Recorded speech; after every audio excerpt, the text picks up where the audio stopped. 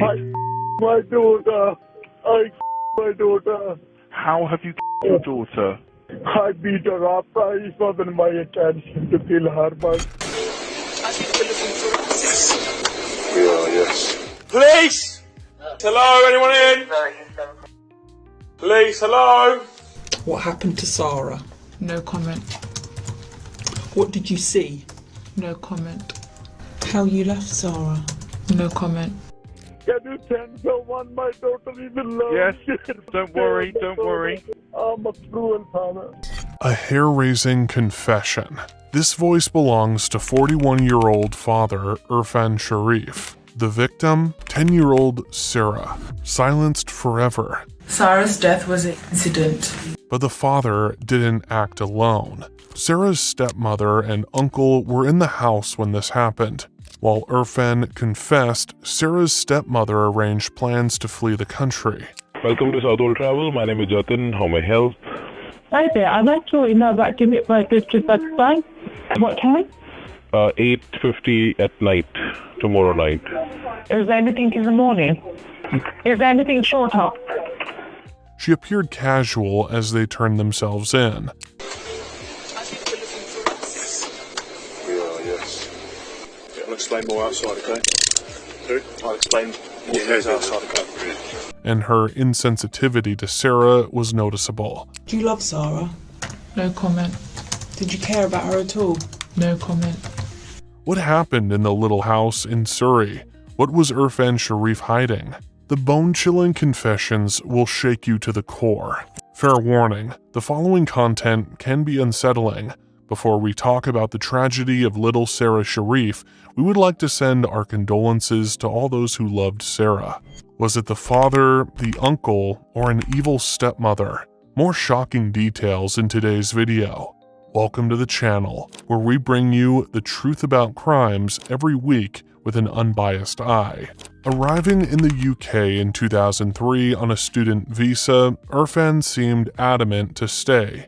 He started wooing Polish women so that he could get a European Union passport. Two of his ex-girlfriends reported him for domestic violence, controlling behavior, and holding them against their will. One of them was a minor at the beginning of their relationship. In December of 2007, he was arrested for false imprisonment, theft, criminal damage, and assault on 18-year-old Polish-born Angelika. Another Polish ex described his reign of terror. He grabbed the knife. And he squeezed my cheeks and grabbed the knife and put the knife in my neck. And he said that I'm his and only. Irfan proposed to her and insisted they have children. I was thinking that he is like bodyguard for me. She did get pregnant, but miscarried in the second week. That was the first thing I was thinking about, that it could be me. I had a miscarriage. Luckily, she got out before things got worse. But Irfan could be incredibly charming and finally married Sarah's mother, Olga Domin, in November of 2009. Olga was much younger and easily wooed by Irfan. She left her family in Poland to follow her heart. She was in a foreign country, couldn't speak English very well, and believed Irfan was her knight in shining armor. He took in her two sons from a previous relationship, and her family approved of him. She gave birth to their first child in 2010. Things quickly turned sour. Olga complained to her family about Irfan's controlling behavior. He would sleep with the money they both made. Olga worked nights cleaning a pub, and ultimately, she wouldn't have any cash to spend on herself. In December, Irfan was arrested for theft of £1,700. Police came to the couple's home multiple times over the years to respond to allegations of domestic violence. Irfan returned to Pakistan in 2011 and entered into Islamic marriage, nikah, with his cousin, but did not consummate the marriage. When he returned, he fathered a daughter with Olga in 2013. Little Sarah was born in chaos. She and her brother were put in child care immediately as her father had child protection services watching him since his assault on his son, which included burning him with an iron.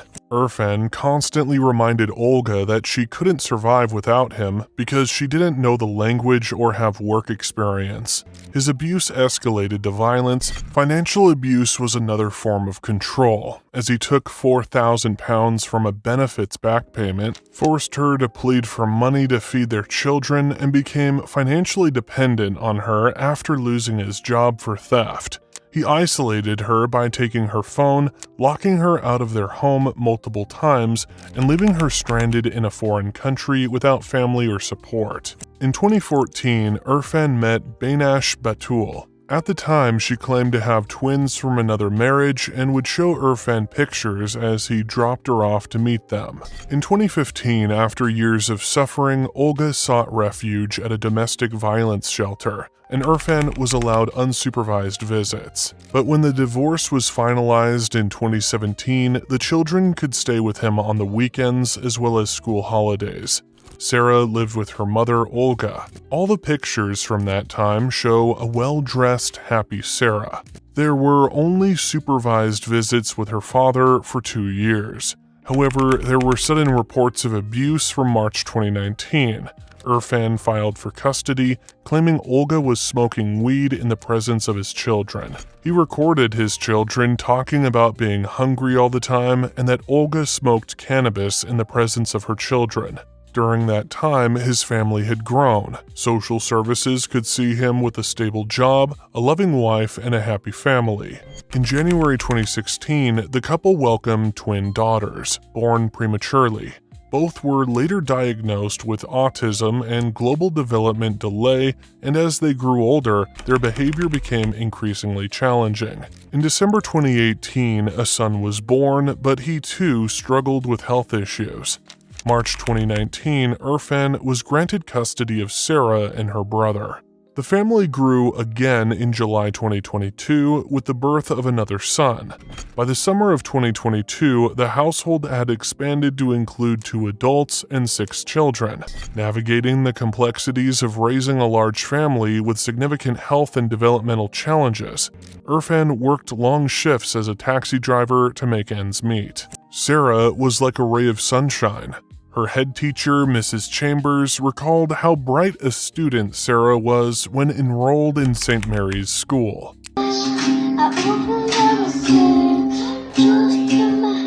This is Sarah Sharif doing what she loved most, according to her teacher. That really is what everyone remembers about Sarah is just the constant song. Sarah absolutely loved singing and dancing. She was a compassionate child. Was called often a mother hen. She would love to look after all the little children on the playground. Her dream was to become a singer. One of the memories that will always stay with me is when she came.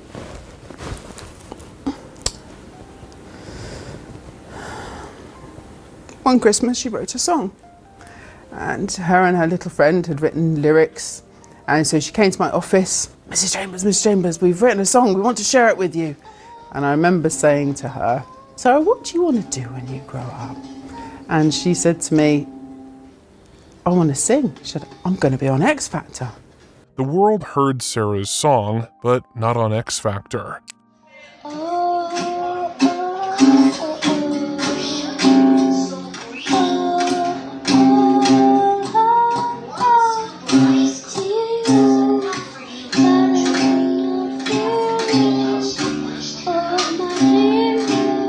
Sarah sang in hushed tones. The reason?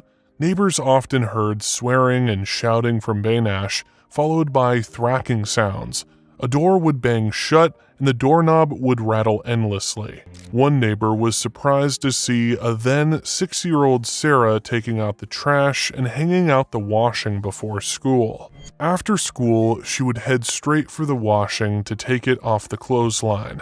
29-year-old stepmother Benash would often vent to her sister Kandil, discussing Irfan's anger issues. She messaged her sister pictures of Sarah's bruises, saying this is how bad he is hitting her. January 24th, 2021, texts reveal another beating.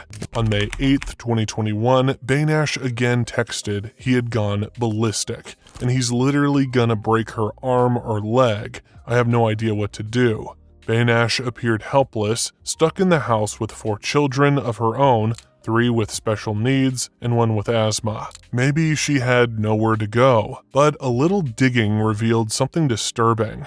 According to Irfan, he met Baynash in late 2014, when she described herself as divorced, but avoided discussing her past. Baynash had been in a relationship with another man, which her family disapproved of, allegedly holding her against her will in 2012 to prevent the marriage. Police intervened and Batul and the man were placed in a refuge for victims of honor-based violence. A year later, she revealed that her ex-husband Khan had been jailed for drug dealing. Baynash claimed she had twin children being cared for by her ex-husband's family and would visit them, showing Irfan photos and sending them gifts. However, she admitted in 2022 that the twins were fictitious after he found a letter from Khan asking to see his child. Khan, who was jailed in 2015 for smuggling heroin and later deported to Pakistan, said Baynash falsely told him they had a daughter after he went to prison. He said she showed him photos but never brought the child to visit, later blocking his attempts to contact her. So there was some manipulation on Baynash's part, and the way she messaged her sister seemed that she wanted Irfan to sound like a bad guy. Irfan's testimony would reveal that Baynash would call him during working hours complaining about Sarah's behavior. The neighbors could also hear her yelling and using curse words at all the children, specifically little Sarah, whom the neighbors had never seen smiling. June 6, 2022, the school's child protection online monitoring system recorded bruises on Sarah's body, which she said were caused by a younger sibling. Within a week, her parents pulled her from school and emailed the head teacher that Sarah would be homeschooled. There was criticism too of the system that allowed her father to remove her from school after teachers had raised concerns. The little girl returned in September following a meeting of her parents and teachers. By December 2022, Irfan's younger brother, Faisal Malik, had moved in with the family in Woking, Surrey. A student of business studies, he followed his brother's path. He witnessed the events in the house and chose to remain silent.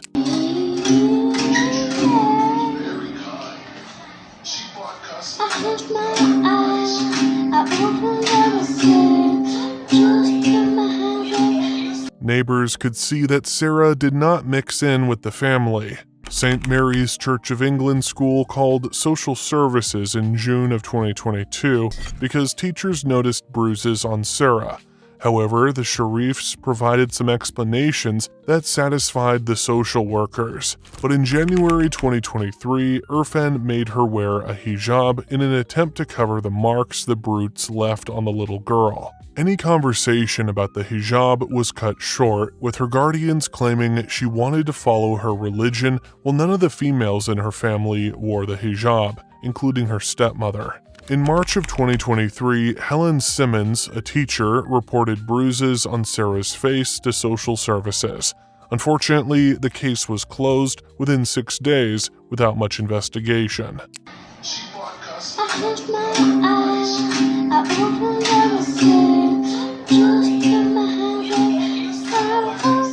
The following month, Irfan beat Sarah severely. She was unable to walk or attend school.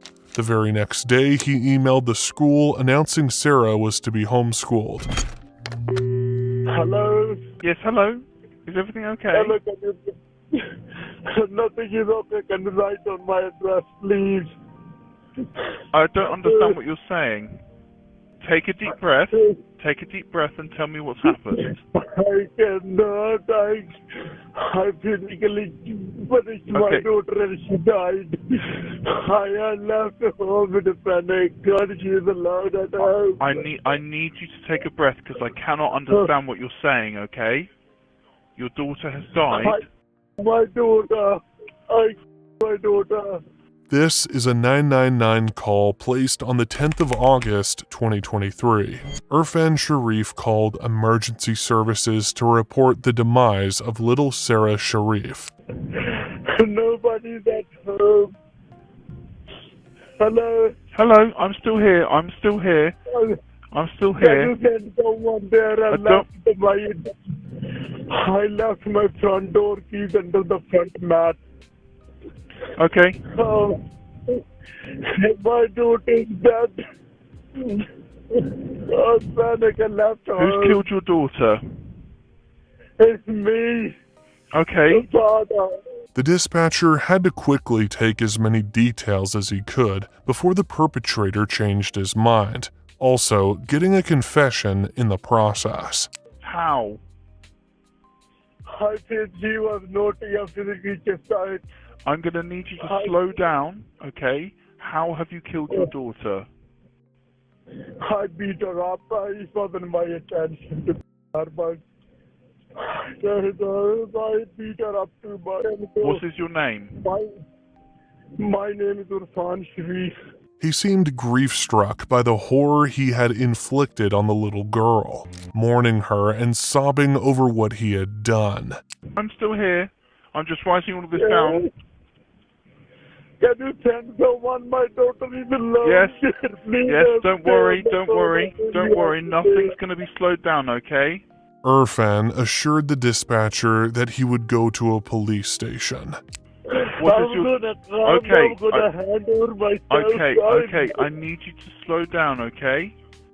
What is your daughter's name? Sarah Sharif. He explained what happened that day. What happened? What led to this all happening? I think she was naughty over the last 3-4 weeks, and I was giving her punishment that she to sort her out. And I did something and she died. Was she breathing when you left?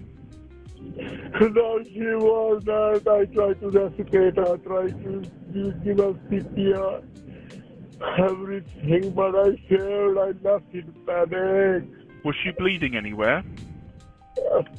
No. Okay. She's dead, I'm telling you. When did this happen? About 36 hours ago. It was shocking. Her body had remained unreported for 36 hours. What took so long? The truth was that on the 6th of August, Baynash showed him a video of Sarah dancing in the living room. Her father found it to be provocative. Sarah already had trouble eating and drinking and soiled her clothes. 2 days later, 8th of August, he flew into a rage when she soiled her clothes yet again, as she had no control over her bodily functions by now. They made her wear a diaper and tied her up. There are conflicting accounts of what happened next. Her grandfather said he had spoken to Sarah during dinner time. She was sitting at the dinner table planning a trip to Pakistan so she could explore the village with him. But within hours of this conversation, Sarah was no more. According to Baynash, Irfan beat her as she lay lifeless in her arms, kicking her body twice before realizing her life had ended. Irfan, on the other hand, initially claimed that Sarah was already blue when he got home and that Baynash had said she fell down the stairs. Whatever the case, he later confessed to beating her up, assuming she was pretending to be sick. He didn't know she wasn't alive. He didn't know because Sarah's head would be covered in a bag that served as a makeshift hood over her head.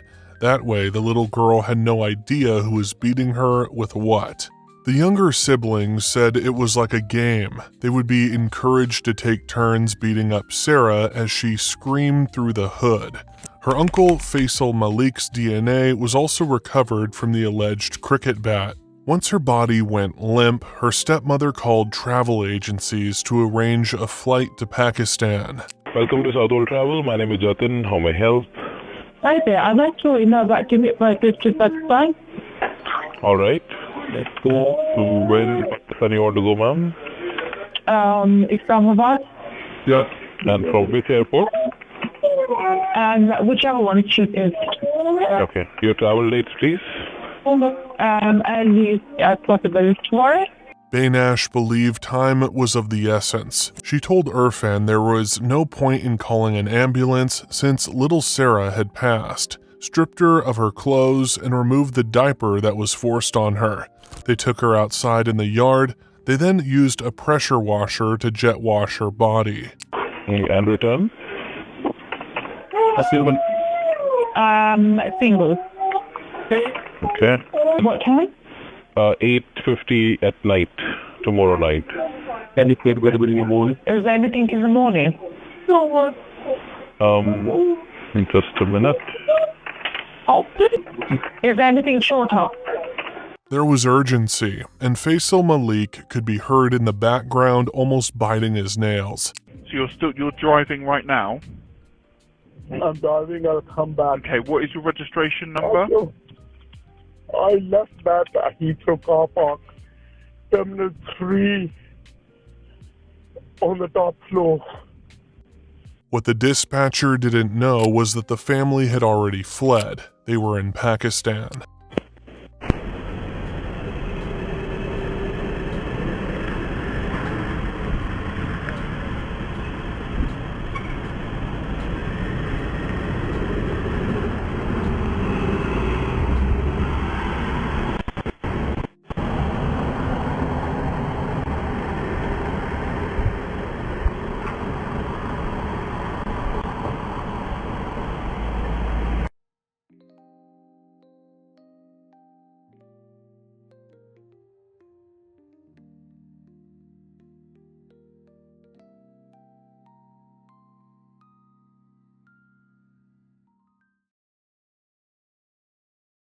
They were later seen on surveillance videos near their home and the airport. Irfan was casually walking, simply going about his day.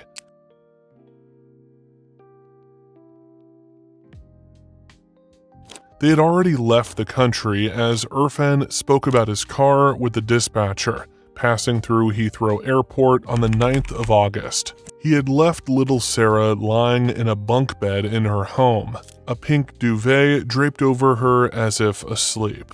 Please, I'll come back. Would you please send someone there? No, don't worry. We are already deployed. This is not slowing any of this down, okay? The dispatcher wanted to get Irfan behind bars. Whose car are you in?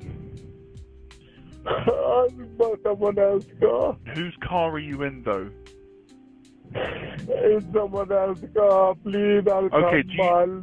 Irfan refrained from giving any information that could put him in the clutches of the law as the dispatcher fruitlessly tried to convince him to come back. Do you know the registration for the car that you're driving? No.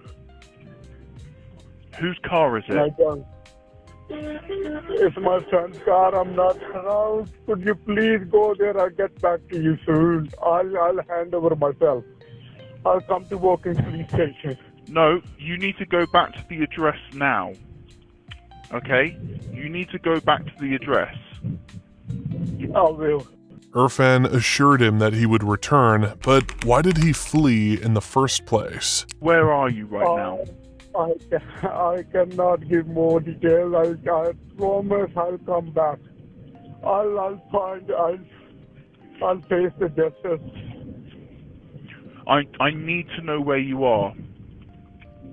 When police showed up at the house in Woking, Surrey, it was a tragedy most of them couldn't fathom. Have the update, please.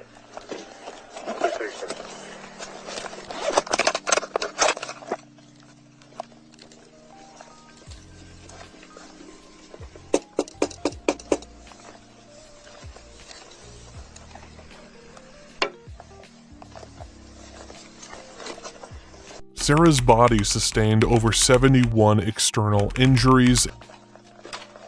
Police! Drive through the door open. Just to bear in mind, the mayor has just got contact until he's currently driving back to the address. She said he cannot give more details. Police, hello, anyone in? Very hysterical on the phone, they're really struggling. Yes, we've got an interview with the facts. I'm going to go and have a look. Oh, dude. Really want Her family would volunteer their teeth impressions, all except Baynash Batul.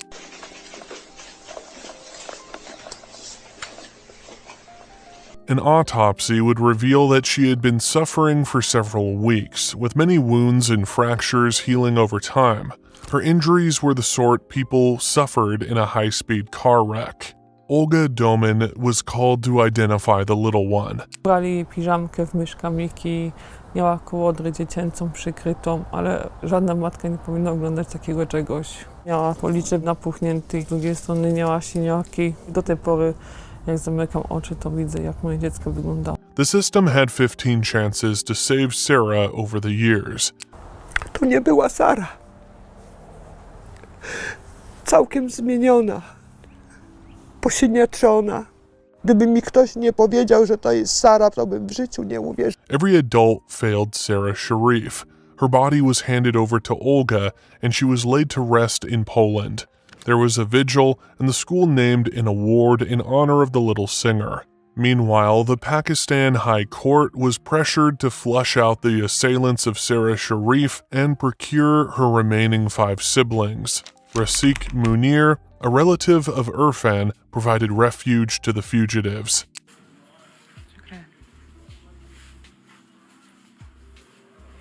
Irfan Sharif room. This is Irfan's room. This Irfan room. The man explained the family was given shelter as he was worried about the children. This is where he stayed. इधर stay किया उन्होंने, इधर रुके हैं, इधर सोए हैं, इधर टेबल पे खाना खाते थे, बैठते थे, बिनेश से भी मीटिंग करते थे कि लायर से राब्ता करें, ठीक है, पुलिस से राब्ता करें उधर. He would hide them from the police as most of their belongings were in his car, parked in a safe place. The man had no idea what the family had done. He believed they were innocent. अक्सर उनकी बिनेश की और उसकी meeting जब बच्चों के कमरे से उठ के इधर आती थी, इधर मीटिंग चलती थी. You said that police raided here. If the police raided, how did they never find you or the children? ये छत है ना जी, इधर से भी पुलिस नजर आती है, ठीक है, चारों साइडों से ये 2 रोड है. फिर मैं उनको लेके इधर चला जाता था. ये इसी तरह जो इसके अंदर चले जाते थे. You hid in here? हाँ, उधर इसके अंदर. When questioned about Sarah's siblings, he believed he was doing good. हाँ, उस वक्त भी चिल्ड्रन भी, उस वक्त भी यही चीजें थी. ये सेम यही मौसम था. I mean, what were the children like? Were they not scared? डरते थे. लेकिन उनको कुछ समझ नहीं थी लग रही हमारे साथ क्या हो रहा है. You still hid them from the police, knowing that the police wanted to talk to them about Sarah's death. Did you ever not feel like you were doing the wrong thing by hiding these adults? मैंने मदद की है इरफान की. He proudly showed the reporters where he hid them each time police raided his house. मदद की इरफान की और वो जो छोटे बच्चे थे ना, अगर मैं मदद ना करता वो जलील हो जाने थे. तकरीबन 5 दफा. 5 times. Police भी 5 times आई है सिर्फ. And 5 times you ran in here? 5. But the raids were not the only measure taken by the police. 2 of Irfan's brothers were held at an unknown location to pressure them into going back to the UK. The children were living with their grandfather, who wanted to keep them safe from Irfan. Muhammad Sharif, the grandfather, was already heartbroken about Sarah. He had been looking forward to seeing her and was shaken to the core. The family had arrived straight to his house and told him about her untimely demise. He was upset that they were placed in Pakistani childcare and worried about the way they would be treated. He was later granted custody of the children. There was growing pressure on Irfan and Baynash. Many of their relatives were questioned by the police, and their homes were repeatedly raided. But the reason only the children were apprehended was because Baynash and Irfan were hiding in the house next door, with large LCDs showing them a live feed of the house. This way, they were able to evade arrest as the police had no warrant for the house next door. They finally released a video statement. Firstly, I would like to talk about Sarah. Sarah's death was an incident. Our family in Pakistan are severely affected by all that is going on. Baynash wanted to clarify that they hadn't claimed an accident. All the media have been giving wrong statements and making up lies. Imran did not give a statement that Sarah fell down the stairs and broke her neck. This was spread through a Pakistani media outlet. I am very worried about Imran's safety. All of our family members have gone into hiding as everyone is scared for their safety.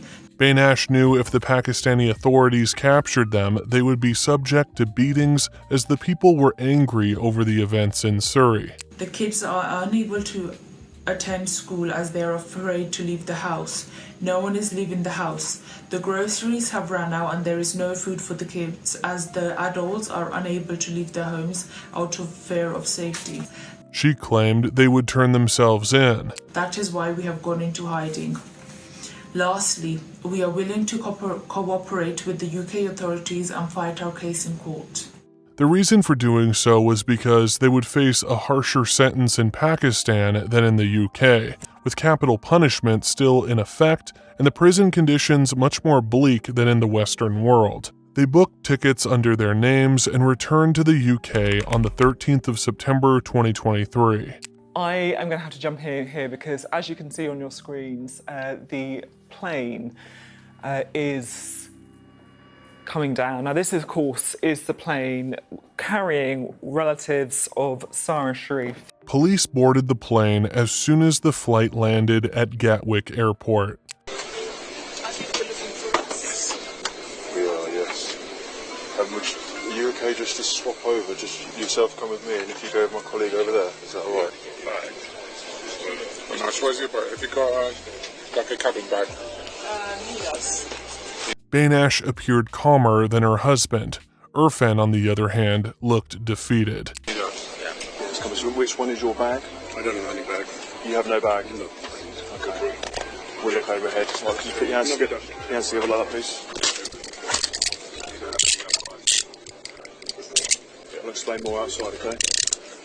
I'll explain more outside, okay? The legal battle that followed started with Irfan throwing Baynash under the bus. Yeah, could you just confirm your name for me, please, sir? Yeah, Irfan Sharif. Sharif. Yeah, Irfan Sharif. Yeah. As the officer read him his charges, Irfan's face remained emotionless. The body of Sarah Sharif was discovered on the 10th of August 2023 on 6 Hammond Road in Horsell. On the injuries sustained by her and the investigation conducted, you are suspected of her murder. His children were safe in Pakistan, or so he believed. His father had custody. Olga wouldn't even get to see Sarah's surviving brother. You are therefore arrested for murder of Sarah Sharif. You do not have to say anything, but it may harm your defence. You do not mention when questioned, something which you later rely on in court, and anything you do say may be given in evidence.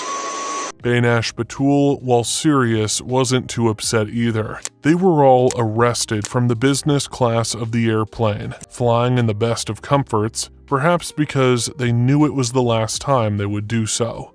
You are therefore arrested for the murder of Sarah Sharif.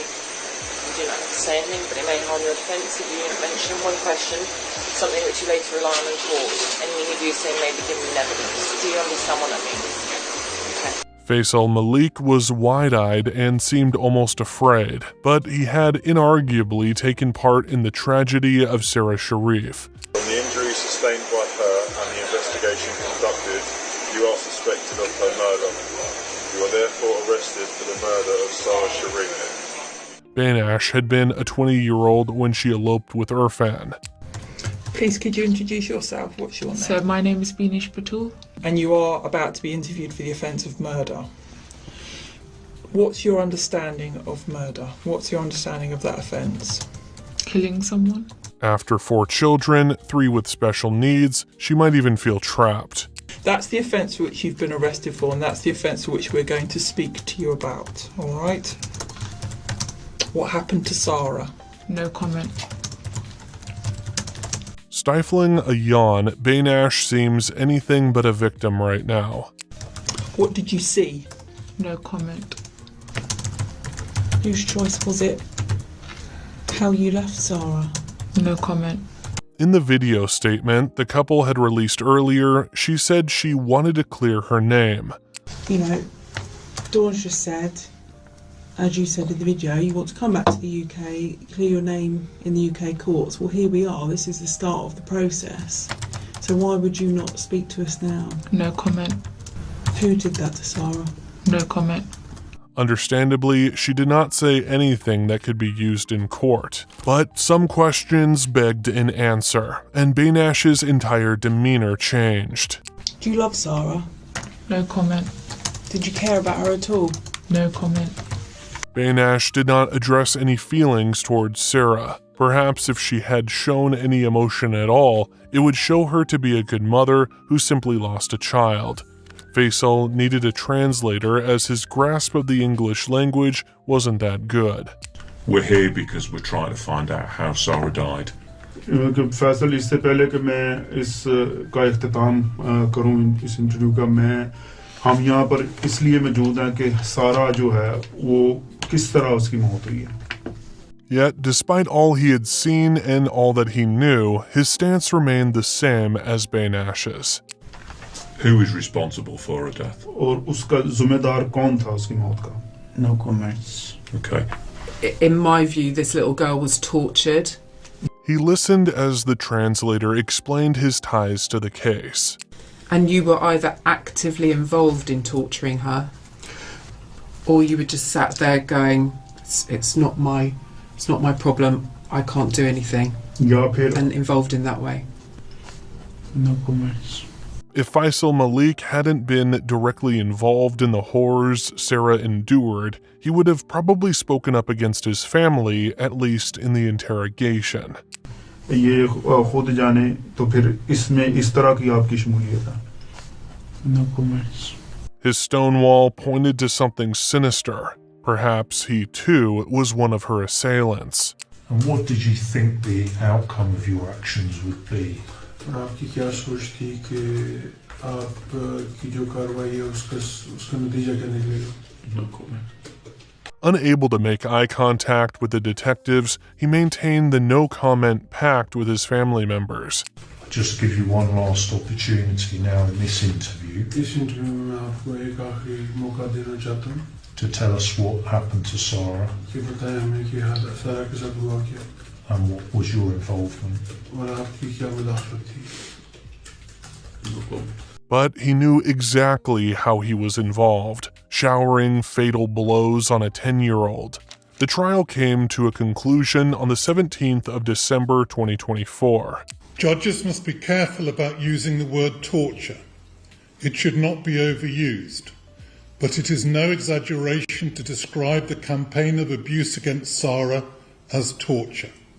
None of you has shown a shred of true remorse. 43-year-old Irfan Sharif was sentenced to life imprisonment with a minimum term of 40 years, while 30-year-old Baynash Batul was also to serve her life behind bars. She could appeal the sentence with a minimum term of 33 years for her role in the tragic slaying of 10-year-old Sarah Sharif. Faisal Malik, 29, received a 16-year sentence for causing or allowing her abuse and demise, having been found not guilty of direct responsibility. Their sentences brought a grim conclusion to the case and justice for the suffering Sarah endured. Interestingly, Baynash shares the same prison as the infamous nurse Lucy Letby, who took the lives of numerous infants. Baynash and Lucy are close friends now, with Michelle Smith in their group, who fatally poisoned her 6-month-old baby. Such inmates usually stick together for safety as they are isolated from others. They spend their time talking, playing cards, and generally living their lives. Today, the surviving children remain in Pakistan with their grandfather studying at a prestigious school. Olga is fighting to get her son back. Little Sarah will forever be remembered as the songbird who lost her life too soon.